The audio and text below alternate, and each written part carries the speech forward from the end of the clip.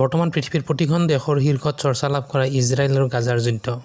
বন্ধু বান্ধৱীসকল, আজিৰ এই ভিডিঅ'টিত ইজৰাইল আৰু গাজাৰ চমুকৈ ইনফৰমেশ্যন কেইটামান জনাবলৈ গৈ আছোঁ। আহকচোন ভিডিঅ'টি আৰম্ভ কৰোঁ।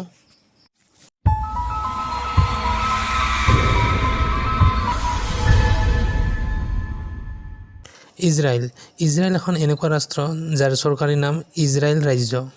চৰকাৰী ৰূপ সংসদীয় গণতন্ত্ৰ। ৰাজধানী জেৰুজালেম। জনসংখ্যা হৈছে 84,24,904 জন। ক্ষেত্ৰফল হৈছে 8,550 বৰ্গ মাইল বা 22,145 বৰ্গ কিলোমিটাৰ। ইয়াৰ চৰকাৰী ভাষা হৈছে হিব্ৰু আৰু আৰবী।